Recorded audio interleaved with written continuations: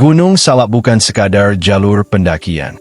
Kabutnya sering membuat orang lupa arah dan lupa diri. Di tengah hutan yang seharusnya sunyi, mereka mendengar suara gamelan pelan muncul dari balik kabut. Saat suara itu diikuti, satu pendaki berhenti melangkah, dan sejak malam itu, tak pernah turun lagi.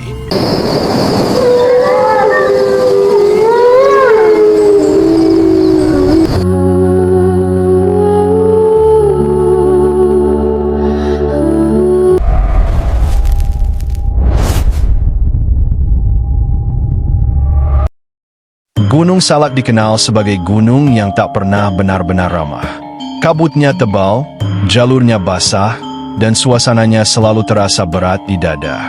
Sore itu, 4 pendaki memulai perjalanan dengan perasaan aneh, seolah ada yang memperhatikan sejak mereka menginjakan kaki di jalur pendakian. Tidak ada salam, tidak ada permisi. Hanya tawa kecil yang perlahan tenggelam oleh sunyinya hutan. Semakin masuk ke hutan, suasana berubah drastis. Suara burung dan serangga menghilang begitu saja, digantikan kesunyian yang menekan telinga. Langkah kaki mereka terdengar terlalu jelas, seolah hutan sedang menghitung setiap gerakan.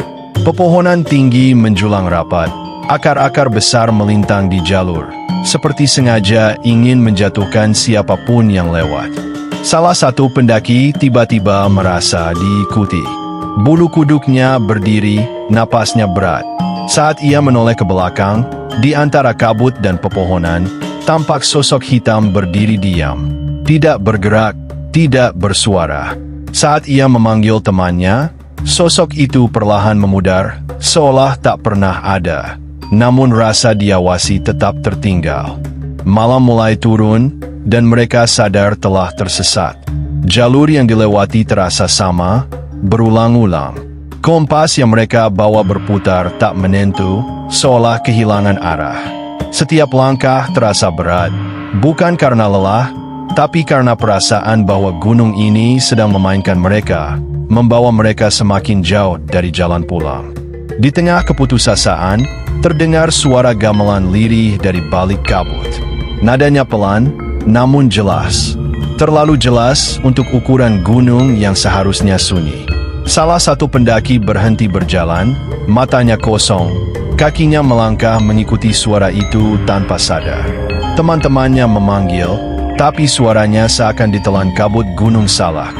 Pendaki yang berjalan mengikuti suara gamelan itu tiba-tiba menghilang di balik kabut. Tidak ada teriakan, tidak ada suara langkah. Hanya sunyi yang mendadak terasa lebih pekat. 3 pendaki yang tersisa saling berpandangan dengan wajah pucat. Mereka memanggil namanya berkali-kali, namun hutan hanya menjawab dengan gema kosong. Tiba-tiba, dari balik pepohonan, terdengar suara langkah kaki berat. Bukan langkah manusia. Perlahan muncul sosok tinggi membungkuk, wajahnya tertutup bayangan.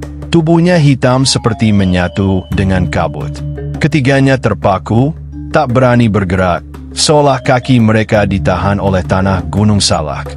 Saat sosok itu mendekat, bau tanah basah bercampur anyir menusuk hidung. Salah satu pendaki tiba-tiba berteriak histeris dan lari menembus jalur yang salah.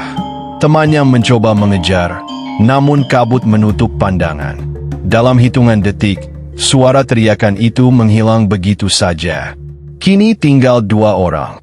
Mereka berjalan tanpa arah, tubuh gemetar, napas tersengal. Di kejauhan, terlihat cahaya seperti api unggun. Harapan muncul sesaat. Namun saat mendekat, cahaya itu berubah menjadi deretan sosok duduk melingkar, membelakangi mereka, tanpa kepala. Salah satu pendaki jatuh tersungkur. Saat menoleh ke belakang, temannya sudah tidak ada. Hanya tas yang tergeletak di tanah, basah oleh embun dan lumpur. Dari balik kabut, terdengar bisikan pelan, seolah gunung sedang berbisik, "Kalian bukan tamu, kalian milik kami." Pendaki terakhir berdiri terpaku di tengah jalur yang kini terasa asing. Hutan yang tadi dilewati seakan berubah wajah.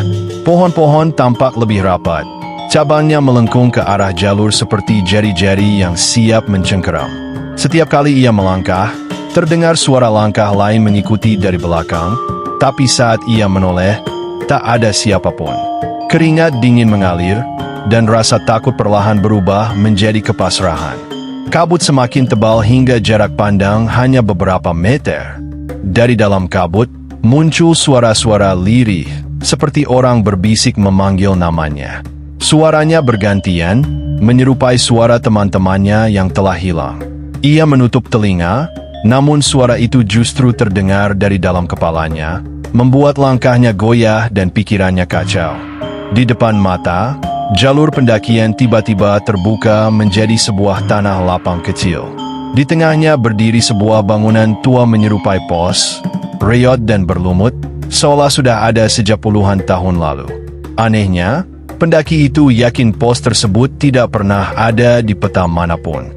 Namun tubuhnya tetap melangkah mendekat, seakan ada yang memaksa. Saat ia masuk ke dalam bangunan itu, suhu udara mendadak turun drastis. Di dinding, tergantung kain-kain lusuh dan sesajen kering yang sudah menghitam. Di sudut ruangan, terlihat bayangan-bayangan duduk bersila, tak bergerak, namun terasa hidup. Nafasnya tertahan ketika menyadari bahwa bayangan itu perlahan menoleh ke arahnya. Salah satu bayangan berdiri. Sosoknya tinggi dan kabur, dengan suara berat yang menggema tanpa bibir bergerak. Sosok itu berkata bahwa gunung ini telah memilih mereka yang datang tanpa izin. Pendaki terakhir tersungkur, tubuhnya gemetar, menyadari bahwa pendakian ini bukan lagi tentang pulang, melainkan tentang menjadi bagian dari Gunung Salak selamanya. Pendaki terakhir terbangun dalam keadaan terduduk. Napasnya tersengal seperti baru saja berlari jauh. Bangunan tua itu menghilang, berganti hutan lebat yang asing. Namun suasananya terasa berbeda, lebih sunyi, lebih berat. Kabut menggantung rendah, dan cahaya bulan tertutup rapat oleh pepohonan. Ia mencoba berdiri, tapi kakinya gemetar, seolah tanah Gunung Salak menolak kehadirannya. Saat melangkah perlahan, ia melihat sesuatu tergantung di dahan pohon. Semakin dekat, jantungnya berdegup kencang. Itu adalah jaket salah satu temannya, robek dan penuh lumpur, bergoyang pelan tertiup angin yang entah datang dari mana. Di bawahnya, tanah tampak seperti baru saja digali, seakan menyimpan rahasia yang tak ingin dibuka. Dari balik kabut, terdengar tawa pelan bercampur tangisan. Suaranya saling bertindih, seperti berasal dari banyak arah sekaligus. Pendaki itu memutar tubuhnya, panik, mencoba mencari sumber suara. Namun setiap arah yang ia lihat hanya memperlihatkan siluet-siluet samar berdiri diam, mengawasinya tanpa mata.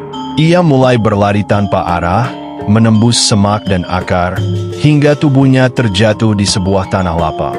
Di sana, berdiri batu besar penuh lumut dengan ukiran aneh. Di sekelilingnya, tersusun sesajen lama yang telah membusuk. Saat itulah ia sadar, tempat ini bukan jalur pendakian, melainkan tempat persembahan. Angin kencang berhembus tiba-tiba, memadamkan sisa keberaniannya. Dari balik batu besar itu, muncul sosok-sosok yang pernah ia lihat sebelumnya, teman-temannya. Wajah mereka kosong, mata hitam pekat, tubuhnya berdiri kaku. Dengan suara serempak yang dingin, mereka berbisik bahwa tidak ada yang benar-benar tersesat di Gunung Salak, semua hanya dipanggil pulang. Pendaki itu mundur perlahan, namun kakinya terasa berat seperti tertanam di tanah. Sosok-sosok yang menyerupai teman-temannya melangkah mendekat tanpa suara. Wajah mereka pucat, bibirnya tersenyum tipis namun dingin. Ia ingin berteriak, memohon ampun, tapi suaranya tertahan di tenggorokan. Dalam tatapan kosong mereka, ia melihat sesuatu yang lebih menakutkan dari kematian, ketundukan total pada gunung ini. Kabut berputar mengelilingi tubuhnya seperti dinding tak terlihat. Suara angin berubah menjadi bisikan pelan yang mengulang satu kata, tinggal. Kenangan tentang rumah, keluarga, dan dunia di luar gunung muncul sekilas, lalu memudar. Gunung Salak seolah mengikis ingatannya sedikit demi sedikit, menggantinya dengan kesunyian abadi. Saat matanya terbuka kembali, Ia berdiri di jalur pendakian yang terlihat normal. Matahari pagi menembus sela pepohonan, burung kembali berkicau. Sekilas, semua tampak seperti mimpi buruk.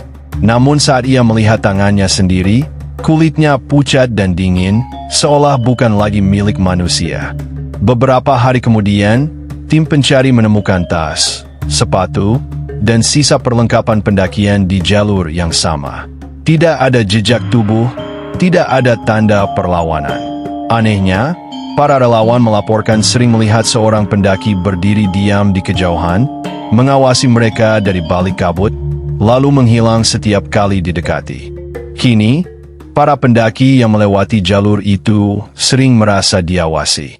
Ada yang mendengar langkah kaki mengikuti dari belakang, ada pula yang melihat sosok berdiri diam di antara pepohonan. Konon, sosok itu adalah pendaki terakhir, penjaga baru Gunung Salak, menunggu mereka yang datang tanpa izin, agar tidak pernah pulang.